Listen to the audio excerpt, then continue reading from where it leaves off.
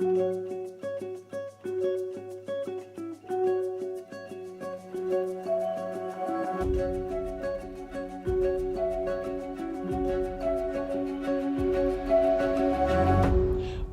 to Highlight Reel number 5, Tribe and Territory. We are talking about two of the most significant areas that generate the most violence throughout human history.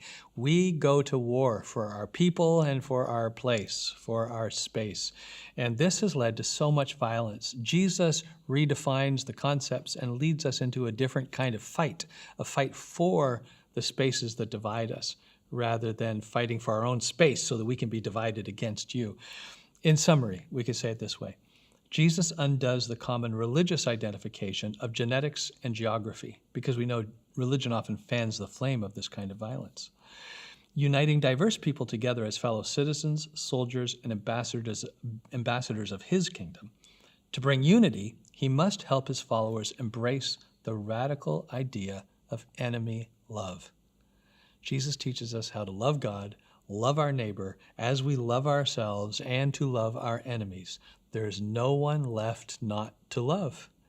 And this concept of enemy love is one of those things about Jesus that is completely unprecedented and unparalleled. You just can't find it anywhere else in any other philosophy or religious teaching. Jesus helps us humanize rather than dehumanize the villains in our lives. Even if they are dehumanizing us, we will not fight fire with fire. And as we see them as holistic human beings, we see their value and their worth. And because they're valuable, we don't just let them walk all over us with their violence. We initiate love and compassion as a way of practicing ethical shock treatment, of giving them the opportunity to see us as humans, to humanize us. It might not always work, but we are committed to giving them the gift of that possibility. So Jesus teaches, you've heard that it was said, an eye for an eye and a tooth for a tooth, the lex talionis. It was taught, it was the law to retaliate in limited way. And so it had its place, it had its purpose.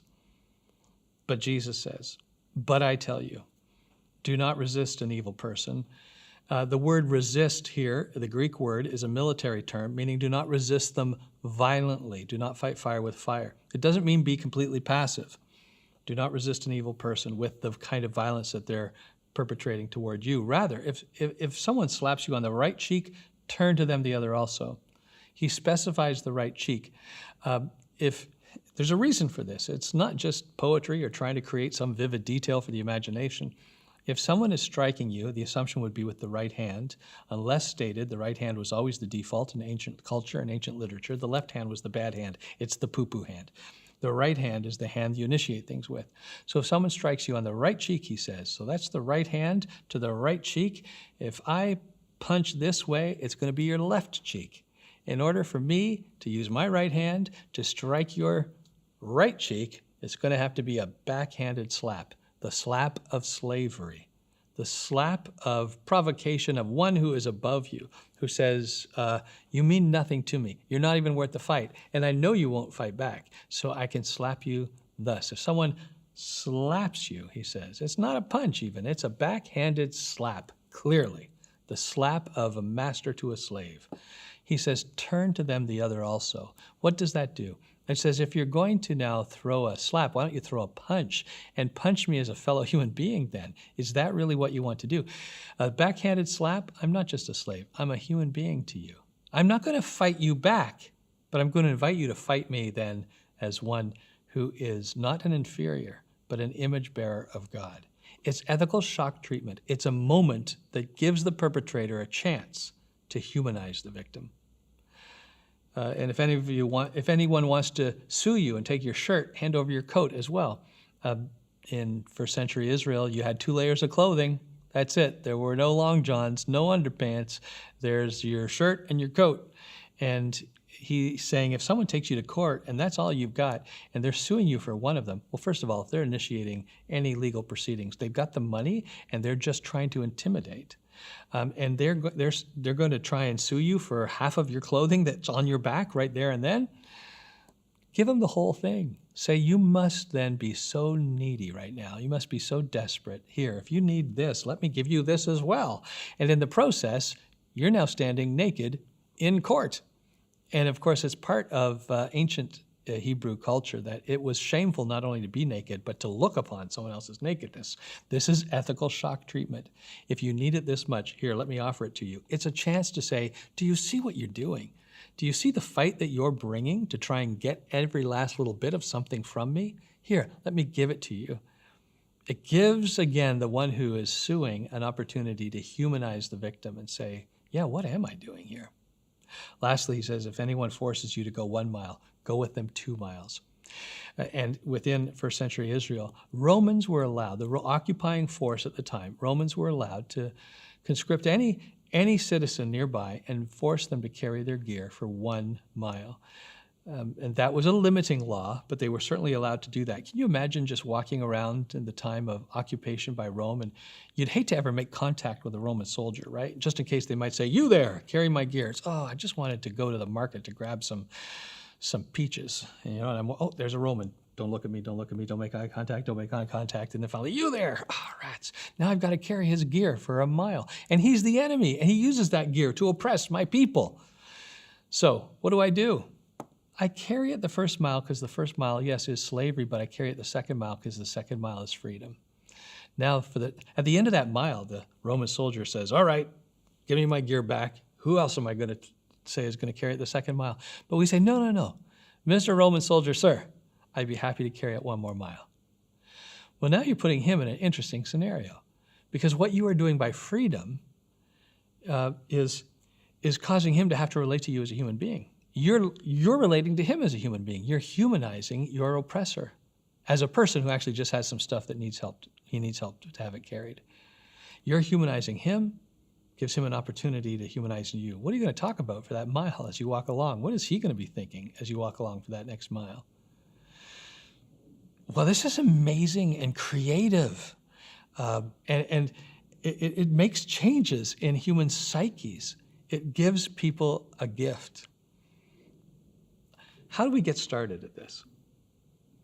Jesus says in Luke chapter 6, he says, but to you who are listening, I say. In other words, for those of you who are really going to pay attention to this, and I realize that for some of us, we just don't have ears to hear this. This seems too radical for us. But for those of you who can really hear this, let me say, love your enemies. And he gives us 3 ways of doing this. Do good to those who hate you, bless those who curse you, pray for those who mistreat you. Do good, bless, pray. First is action. Second is a blessing, it's communication. And then thirdly is prayer. And if you notice, if you rank those in order, action and then speaking and then praying, they respond to an order of aggression against you.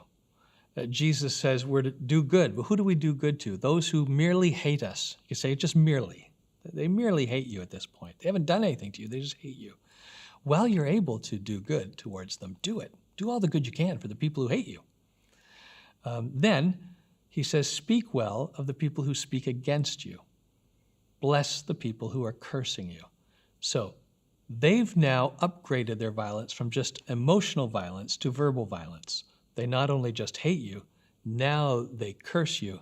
So you are unable perhaps to do good to someone, to actually physically bless them in some way, to do good for a person who's busy cursing you. So you simply bless them back. Then finally, they upgrade their violence to action. To those who mistreat us, we're called to simply pray for them. At that point, they are not going to hear our blessing. They are not going to be able to respond to some good that we're doing for them. All we have left is prayer, but that'll be enough, and we will pray for them. But where do we start in all of this? We start at that first level, where they merely hate us, we can do the most good. We, those who follow Jesus, are a movement of people who are looking to build bridges rather than just angry tweet against people we don't like. We are looking for ways to build bridges and actually serve the needs of those people who can't stand us, and are beginning to use ethical shock treatment to give people a chance to humanize their enemy as we humanize our enemy. Sometimes Christians, well, certainly throughout history, Christians have said, that's a lovely ideal, but there's no way we could follow it, so why bother trying? Or they've said, maybe Jesus was just setting such a high ideal, He was preaching really the equivalent of Old Testament law, something we'll never be able to endure. And really, the new covenant hadn't come yet. He hadn't died on the cross. So this doesn't apply to how Jesus actually wanted his followers to live, even though this is how his followers interpreted his teaching for the first 300 years of the Christian movement.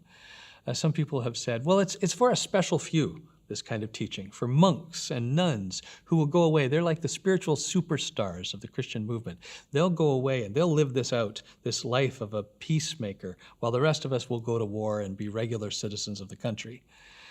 Is that really what Jesus had in mind? Is this two-strata version of Christianity? I don't think we can build a case for that. We don't do that with his other teaching. It's like our mind is racing to find some excuse not to simply follow what Jesus said. Sometimes Christians have pointed to passages like Romans 13, which talks about God working through the state, through government, through war, through the violence of the government to bring about his will. Very true, Romans 13. But what we sometimes forget is that Romans 13 is the continuation of a conversation that started in Romans 12.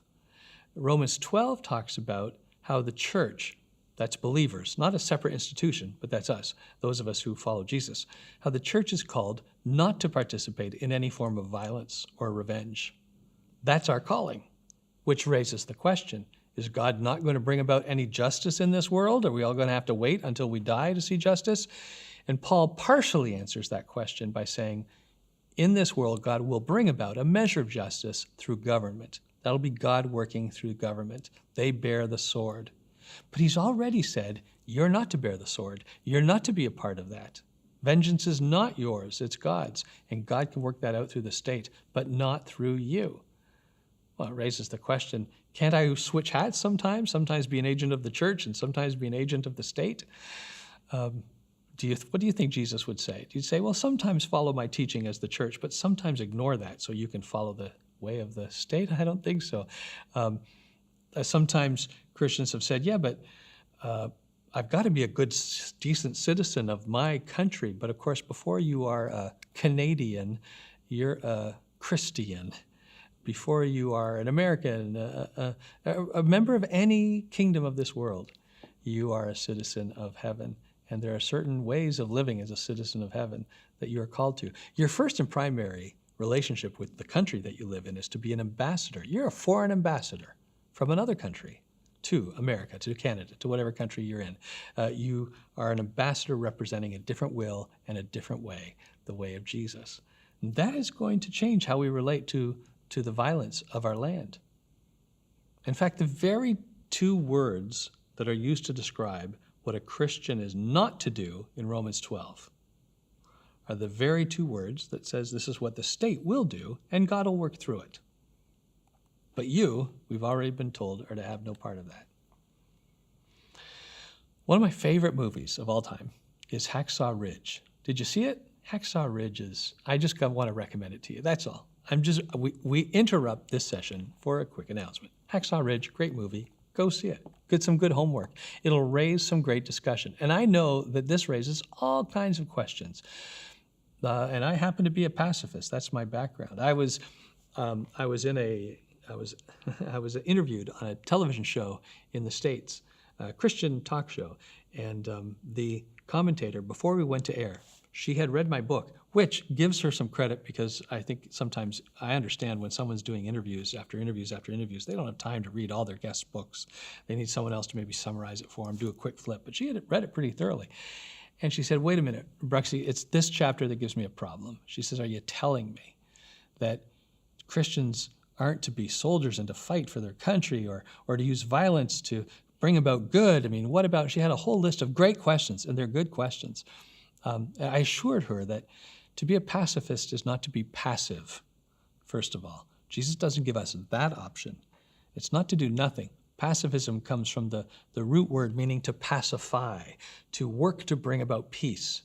But my suggestion is, looking at the teaching and the example of Jesus, we are called to work to bring about peace in a way that is itself peaceful, where the ends and the means are aligned. I think this is the way of Jesus. But I understand this is going to be an area of great discussion for us, and I hope you enjoy that discussion. I think the even fact we're processing this is very honoring to the teaching of Christ. Well, grace and peace.